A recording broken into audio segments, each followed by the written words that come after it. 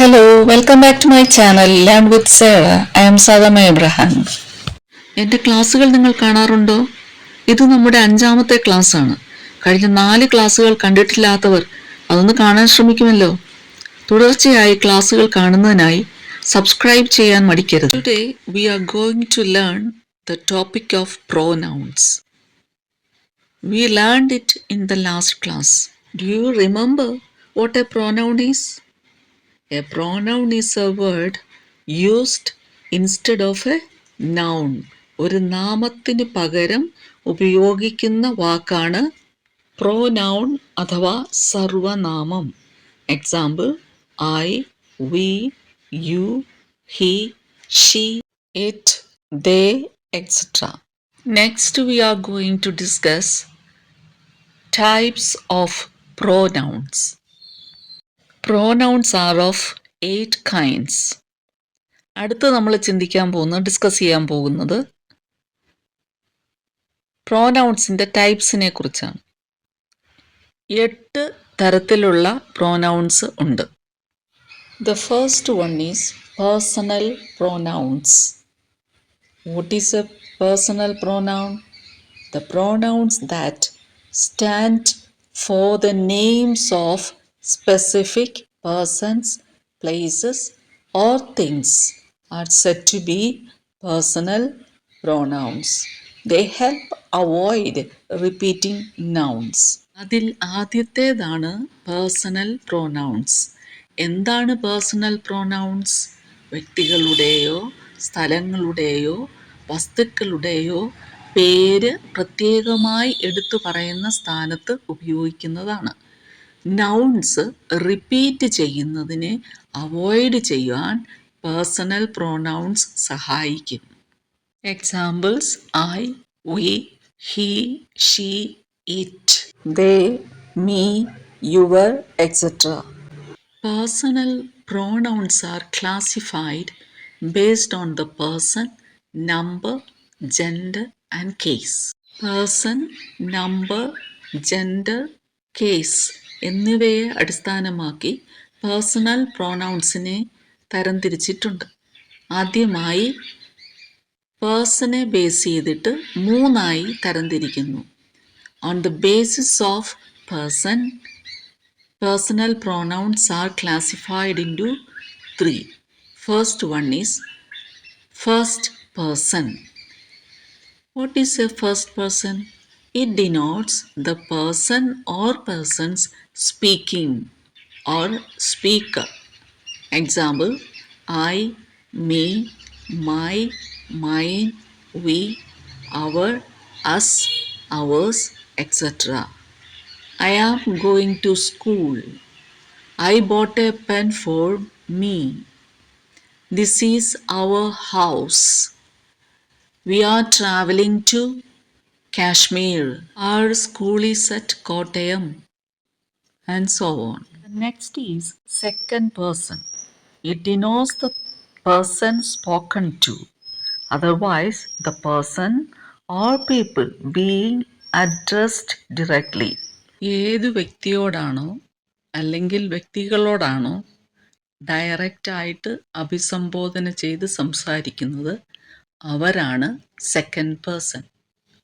Example you, your, yours. You should work hard. Is this book yours? Remember to bring your pen. Okay, understood? Can I continue the next part? Third person. It denotes the person or thing spoken of. ആരെക്കുറിച്ചാണോ അല്ലെങ്കിൽ എന്തിനെക്കുറിച്ചാണോ സംസാരിക്കുന്നത് അത് third person. Example he, his, him, she, Har, it, they. He went to school. She is a good dancer. This is his hat. It is raining. They are playing cricket, and so on. Personal pronouns are categorized by number into 2. They are 1. Singular pronouns refer to one person or thing. That is I, you, he, she and it. നമ്പറിനെ base ചെയ്ത് personal പ്രോനൗൺസിനെ രണ്ടായിട്ട് തരംതിരിക്കാം. Singular pronouns എന്നും plural pronouns എന്നുമാണ്. ഒന്നാമത്തേത് singular pronouns. ഒരു വ്യക്തിയെയോ ഒരു വസ്തുവിനെയോ സൂചിപ്പിക്കുന്നതാണ് singular pronouns.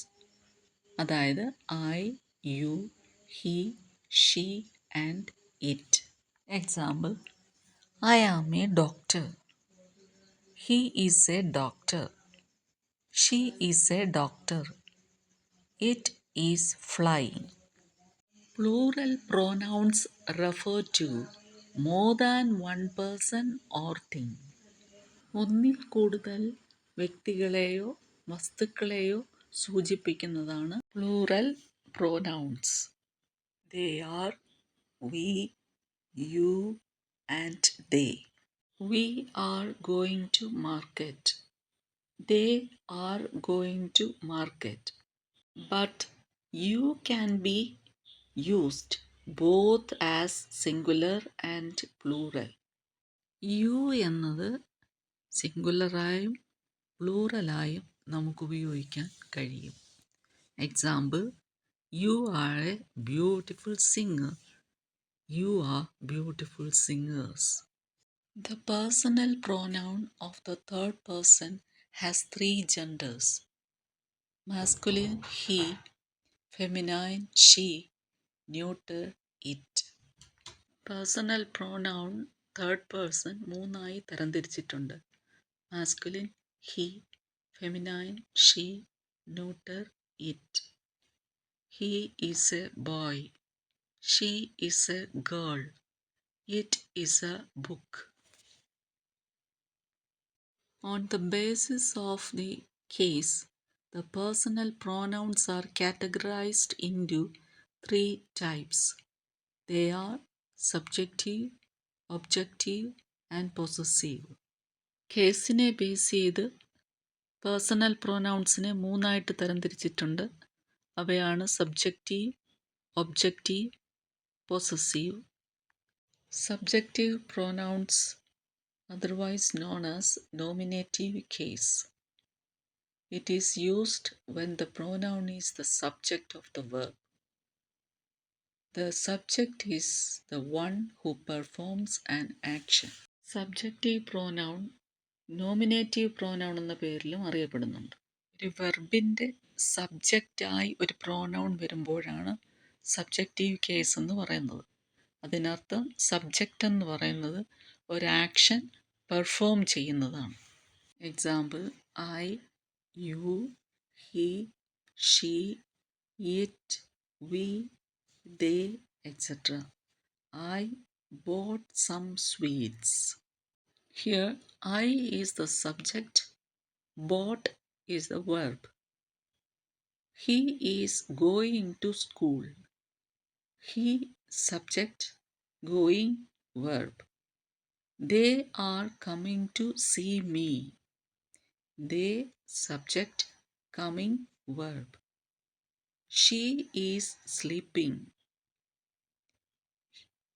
You should try this new recipe. Next is the objective case. It is used when the pronoun is the object.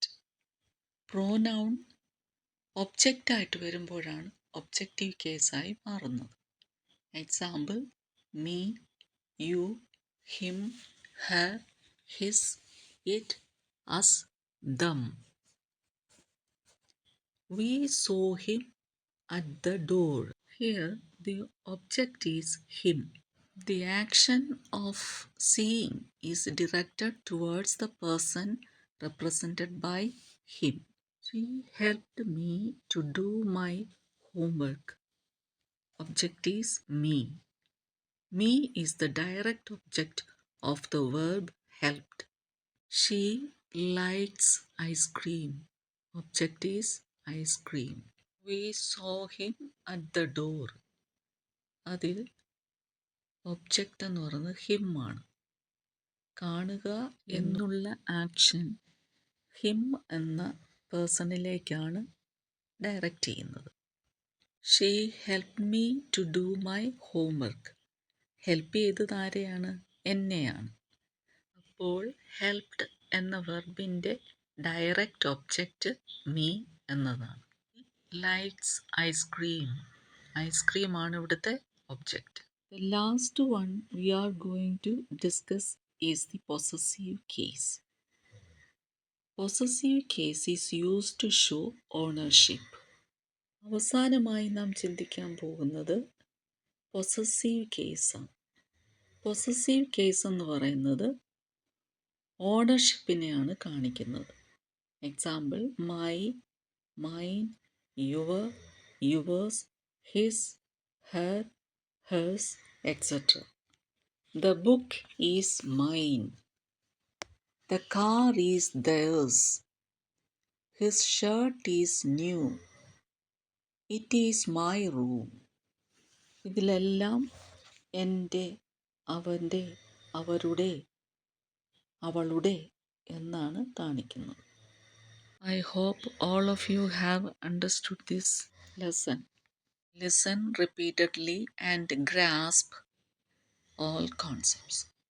ഈ ലെസൺ എല്ലാവർക്കും മനസ്സിലായി എന്ന് പ്രതീക്ഷിക്കുന്നു. വീണ്ടും വീണ്ടും കേട്ട് എല്ലാവരും മനസ്സിലാക്കുമല്ലോ, പഠിക്കുമല്ലോ. അടുത്ത ക്ലാസ്സിൽ കാണുന്നത് വരെ ബൈ.